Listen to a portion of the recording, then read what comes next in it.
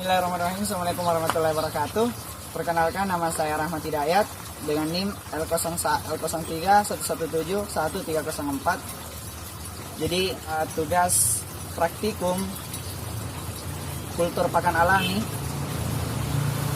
Jadi berikutnya saya akan membahas beberapa pakan alami, cara mengkultur atau cara membuat media sampai dengan mengkultur pakan alami.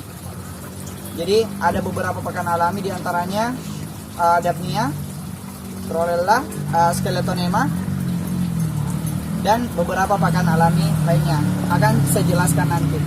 Jadi sekarang saya sedang berada di instalasi aquaponik, di mana di dalam instalasi aquaponik ini adalah budidaya terintegrasi antara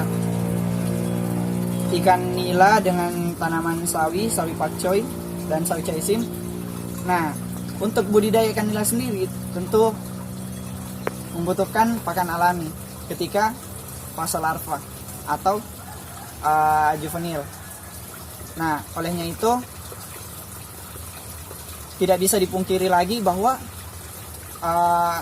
budidaya sangat terkait dengan yang namanya pakan alami, baik pakan alami jenis zooplankton maupun fitoplankton. Nah, karena masing-masing mempunyai peranan dalam aspek budidaya, terutama pada saat fase larva. Ya, jadi penjelasan terkait dengan bagaimana cara mengkultur pakan-pakan alami tersebut nanti akan saya paparkan video-video, di mana video referensi ini saya ambil dari YouTube, dari beberapa channel YouTube, dan link videonya akan saya cantumkan di deskripsi sebagai sumber referensi video yang saya ambil, yang saya kutip. Jadi saya akan menjelaskan secara singkat bagaimana cara mengkultur setiap pakan alami yang dilakukan selama praktikum KPA, kultur pakan alami,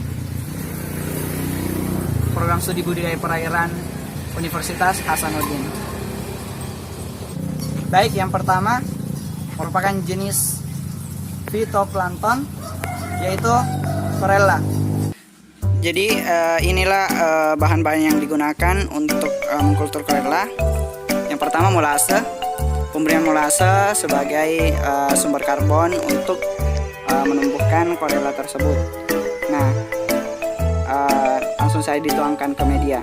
Yang kedua, bekatul, di mana bekatul juga dengan yang ketiga pupuk NPK sebagai sumber nutrien unsur hara untuk diserap oleh Chlorella tersebut. Nah, kemudian pupuk urea juga sebagai unsur penambah pelengkap, di mana terdapat unsur-unsur dibutuhkan oleh Chlorella di dalam urea tersebut. Yang kelima, M4 ini adalah probiotik, di mana probiotik ini merangsang pertumbuhan bakteri yang juga berfungsi untuk efektivitas pertumbuhan Chlorella nantinya. Kemudian diaduk merata, lalu diberikan bibit Chlorella tersebut untuk merangsang pertumbuhan Chlorella pada wadah tersebut. Nah, selanjutnya disimpan di tempat yang terkena sinar matahari langsung. Gunanya karena Chlorella ini istilahnya air hijau, tentu membutuhkan sinar matahari sebagai untuk menumbuhkan klorofilnya, dan ini hasil panennya, teman-teman. Ini hasil kulturnya. Yang kedua, yang juga fitoplankton, Skeletonema. Ya, pertama-tama siapkan Erlenmeyer untuk ukuran volume 1 liter sebagai wadah kultur. Berikutnya masukkan air laut yang telah disterilkan, yang telah disterilisasi ke dalam Erlenmeyer dengan salinitas 25-26 ppt sebanyak 800 ml atau 80% dari volume media kultur. Jadi tentu adanya adalah dengan salinitas air laut karena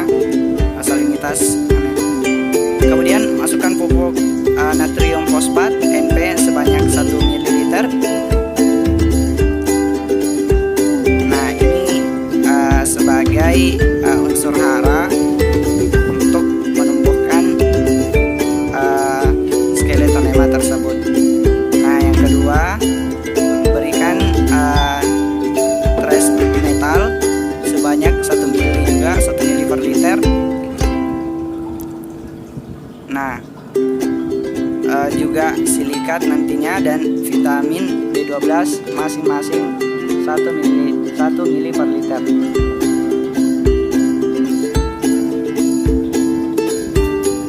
Nah, seharusnya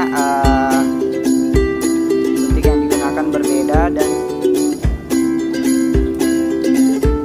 atau disterilisasi terlebih dahulu sebelum digunakan untuk cairan lainnya. Dan kita merujuk ke SOP yang seharusnya.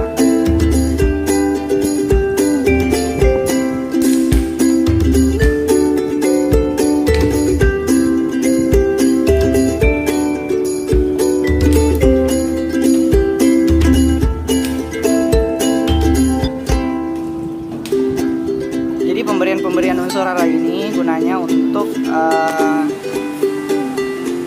sebagai nutrisi skeletonema nantinya. Nah, setelah itu masukkan bibit skeletonema sebanyak 200 ml atau 20% dari volume media kultur. Nah, langsung dituangkan saja, teman-teman. Nah, lalu masukkan aerasi ke dalam envelop ya dengan menggunakan sedotan yang diatur kecepatan aerasinya. Jadi kenapa mesti diatur kecepatan aerasinya? Agar aerasi yang terlalu kencang juga tidak baik untuk perkembangan skeletonema, dan aerasi yang kurang tentu membuat air menjadi kekurangan kandungan O2 terlarut. Dan diberikan penutup, wadah kultur diberikan penutup agar terhindar dari kontaminasi. Nah, sisa bibit skeletonema hasil dari kultur sebelumnya dapat digunakan pada tingkat kultur selanjutnya. Nah, wadah air kultur sekarang hari pertama dan hari kedua. Nah, kelihatan semakin padat. Yang ketiga dari jenis zooplankton, yaitu Daphnia. Ya, tutorial kultur Daphnia magna. Jadi yang pertama siapkan starter Daphnia magna. Nah, inilah starter kultur Daphnia magna. Dimana starter ini adalah penyediaan Daphnia dari alam atau sisa kultur sebelumnya. Nah, kemudian endapkan air sebagai wadah kultur selama 1 minggu. Kemudian berikan pakan udang sebagai pakan udang yang sudah dihaluskan sebagai pakan untuk Daphnia tersebut, pelet udang. Kemudian langsung saja penebaran starter Daphnia. Nah, penebaran langsung dituang ke dalam wadah yang sudah diendapkan tadi. Kemudian diberikan pakan. Lalu setelah perawatan selama 1 minggu, Daphnia sudah siap untuk dipanen.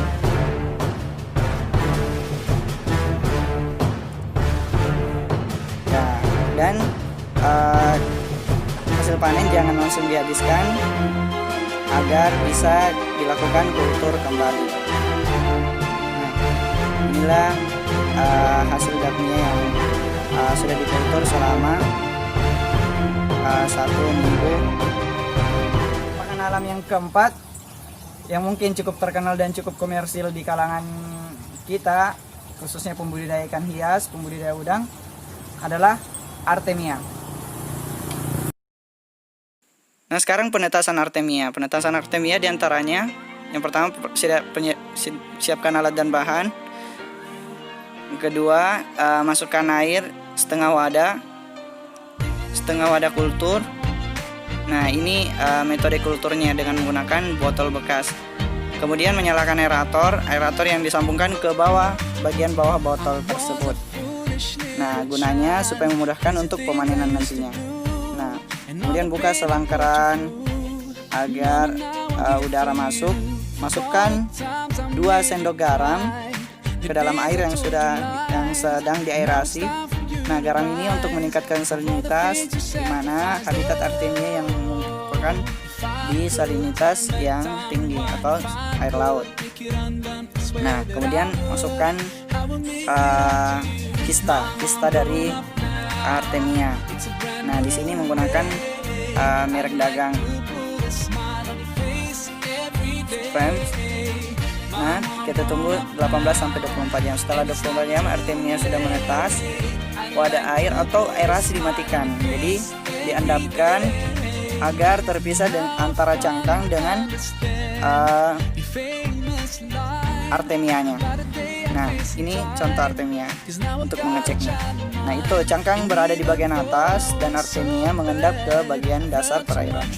Untuk memanennya cukup membuka selang dan alirkan ke wadah atau penampungan untuk memanen artemia. Otomatis endapan yang di bawah, yang notabene artemia akan mengalir keluar overload.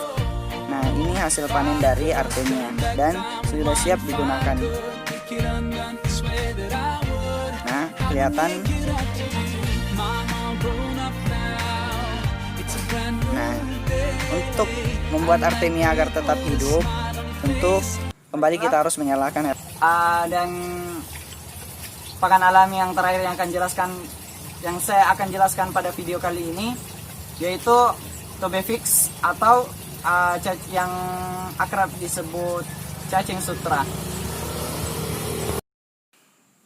Jadi untuk kultur Tobefix atau yang biasa disebut cacing sutra, nah cukup praktis dan mudah dilakukan,